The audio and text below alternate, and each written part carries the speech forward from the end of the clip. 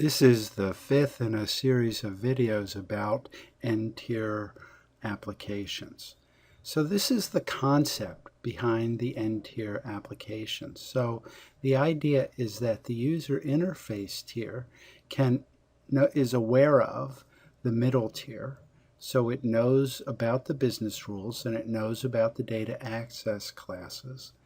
The data access classes knows about the business rules, but the business rules don't know really about anything else. So in other words, user interface can build business objects, can use the data access methods that are these data access methods. We've always made these data access methods static. So static.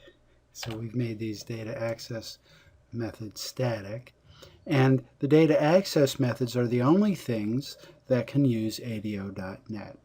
So in particular, if the user interface wants to update the database, it's got to it wants to call the update method of ADO.NET, but it can't do that directly. It has to go through the data access classes. So let's see how that works. So over here in our user DB, we're going to have to define a method, update. So we're going to make this public, and we're going to make this static. And it's going to be a void method, and it's going to be called update. And it's going to be a very, very simple method. All it's going to do is it's just going to take our user data adapter and use the update method of the user data adapter, and then pass that along, or then use the user data set, and of course we're only using a particular table, which is the user's table. Okay, so that's as simple as that method is. So now, since the user DB knows about that, over here in our designer, maybe at form closing time. So, and the way we create a form closing method is we go over to properties, and for some reason my system has hung up, but we'll wait for it to come back.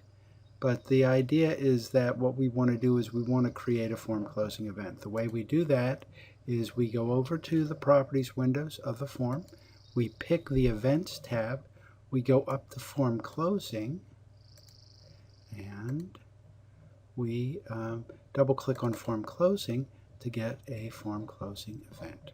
Okay, it's as simple as all that. Inside of here, we're going to do a try, and then we'll have a catch, and we'll catch exception EX. Okay, and just down here, we're just going to do a message box.show ex.message.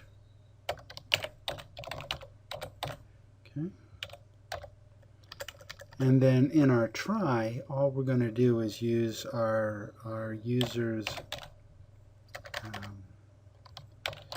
user DB dot update.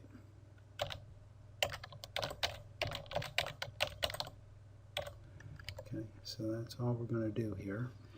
So at form closing, now we could do it more frequently than at form closing, but just for the example here, we'll just do it at form closing. And so we then pass this along then. So it passes along to the data access class, which actually has the dealings with the data tier. This keeps everything very nice and neat, and so that if we change things, we only have to change things in one place, the data access tier here. All right, so that's the idea behind update. But now we want to do something, let's say, like delete that we talked about. So the idea here is that, remember, in previous videos, what we've done is we've taken information from the database, used the data adapter's fill method to put the things into our data set here. Now what we need to do is have a way that we can change the row state to delete, and then we're going to have to set up the delete command of the data adapter so that when we do the update that we just coded, it will indeed accomplish any deletes. So two things we have to do. We have to code delete, and we have to code delete command. So let's see what we're going to do here. In our data access UML diagram, it says that we have delete, and we want to have one parameter called user ID, and that is going to be an integer parameter. Alrighty, so let's go over here. We need to go into UserDB, and all of our classes here are public static classes, and this is going to be a void method, and it's going to be called delete, and it needs an integer parameter called a user ID. Okay. All right. Now what do we want to do? What we want to do is we want to get a data row. So this is going to be a data row. And the data row, let's just call it my data row, and we want that to be equal to the data row that we find. So for example, if we're coming over here and we feed this an ID of 2, we want it to find this data row. So there is a method of a data table. So let's see, we have a user data table set up, and there's a method of that called find, I think. Let me consult my notes here to see what is going on.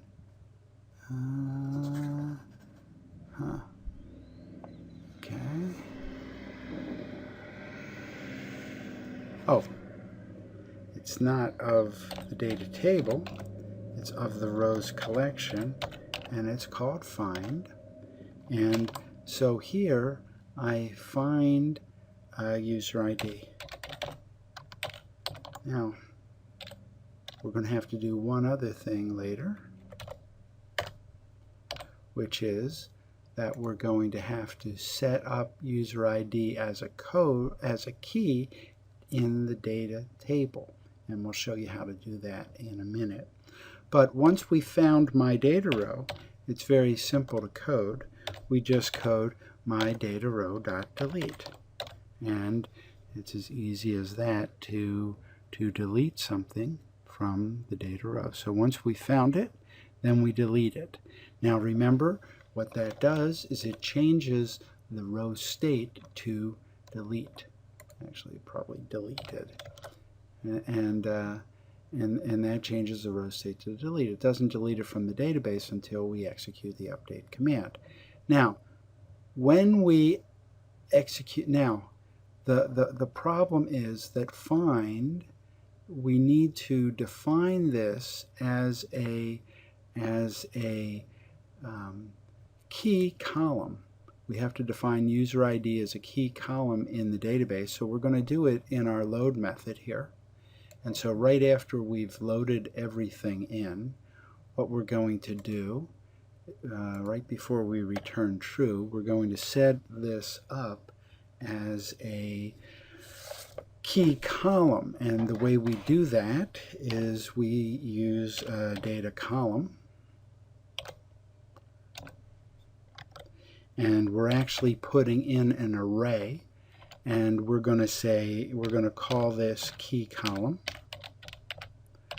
And we want this to be equal to, so we want to instantiate it as a data column, but we only want to have one column in our key column. Now, find could use several different columns as the key column, but we're only going to use one. So we're only going to use the 0th element here as our key column. And then the next thing that we want to do is we want to set key column 0. We want that to be equal to our user data table dot columns.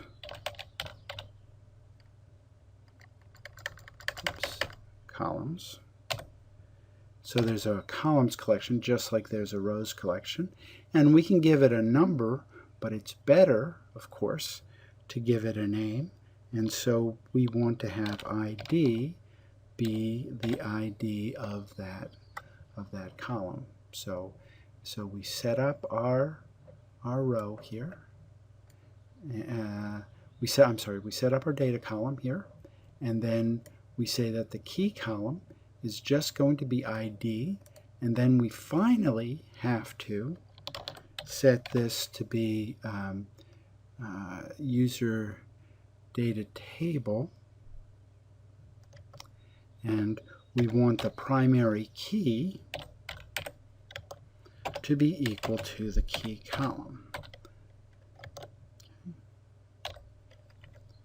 So this is the way that we say that the primary in our data set, the primary key for our data table is going to be ID.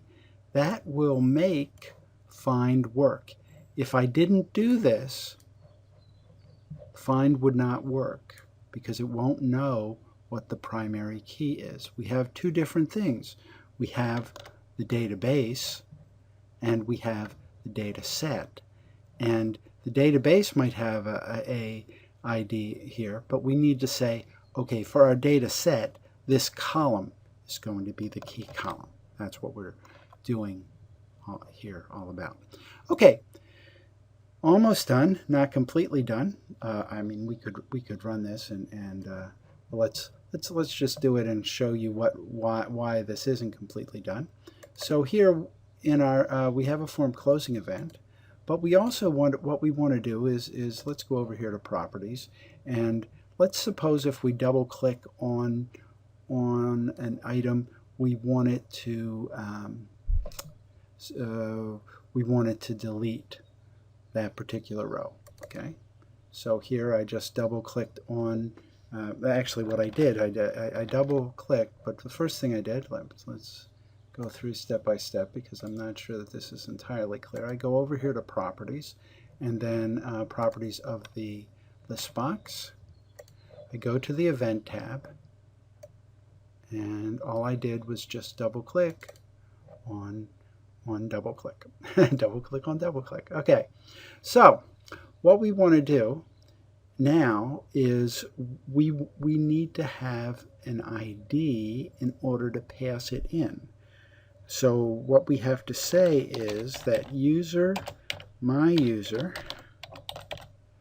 equals list box1. Remember, this is just a test that we're doing. Box1 dot selected item. Now, if we just said that wouldn't work. Well, yeah, it doesn't work because this is a user and this is just an object. So we have to convert it to a user object by doing that, and that makes it a user object. And then we can take myuser.id to use with this user. So we have a user db.delete,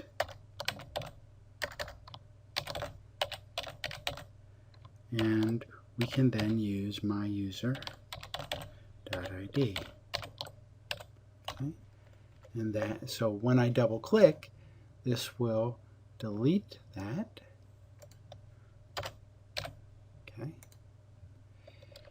And then probably I should get rid of it from the list box too, don't you think? List box 1 dot remove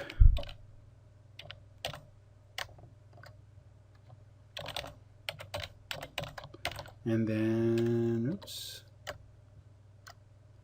dot items dot remove, and what I want to remove is list box 1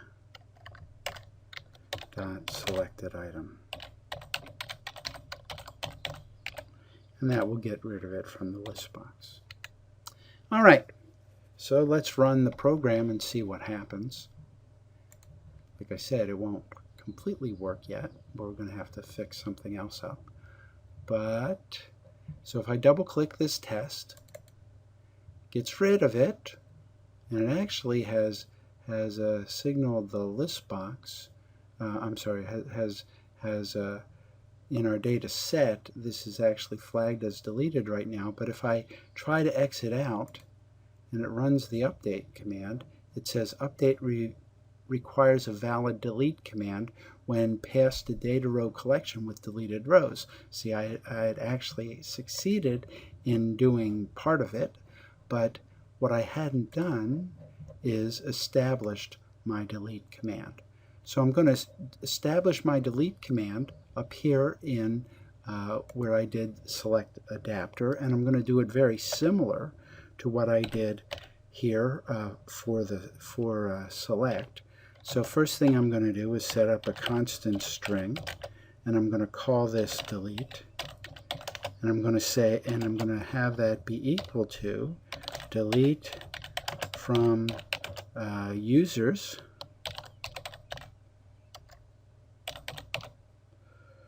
where ID equals at ID. Okay. All right, and then I'm going to do the same sort of thing that I did for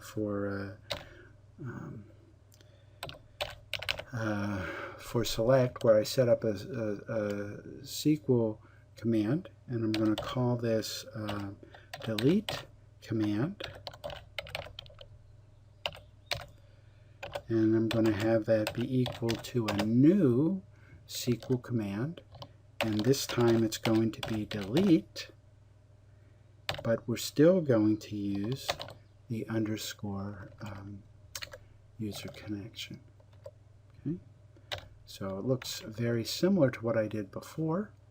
And finally, I'm going to do the same sort of thing that I did here, where I said user data adapter dot delete command equals this delete command that I just created. So this establishes a link between this delete command and my data adapter. Okay, so do you think we're done? We're not done. There's one more thing we have to do. But suppose you thought we were done. Okay, so we run the program again. Double click on test to flag that row. We saw that. It does flag it as deleted. Now we come down here.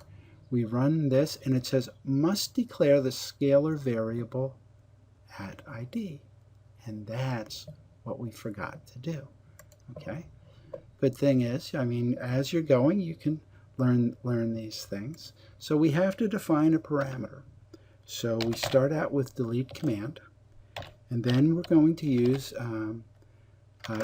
this is going to be the parameters collection, and we're going to use add with value, and the parameter that we want to identify is at ID, and then we're going to have to tell it the type that it is, right? So it's going to be SQL database type, DB type, and it is an int. And if you forgot what that was, remember, you can just come over here to our Server Explorer, and you can actually just look this up, I think. And let's see, you can look up the properties of this, and you can see that the data type is indeed int. So that's int. And then what we have to do is we have to say that the source column equals something, and that's why we set up this parameter called ID. Okay, and what's the matter here? SQL DB type dot int. It uses int, capital INT, not small int. All right, so now let's see what happens. So we go over here, run the program, double click on test, exit the program. Didn't get any errors that time, but did that row actually get deleted? You only know whether that row got deleted or not if you run it one more time, and that will only work if this is set to copy if newer. If it's set to copy always, it'll just wipe out all the stuff that you've just done. But if you say copy if newer, wow, it actually deleted everything. So we'll stop right now. We still have probably 2 more videos. One is on how to do the updates and change records, and the other one is how to do inserts as well.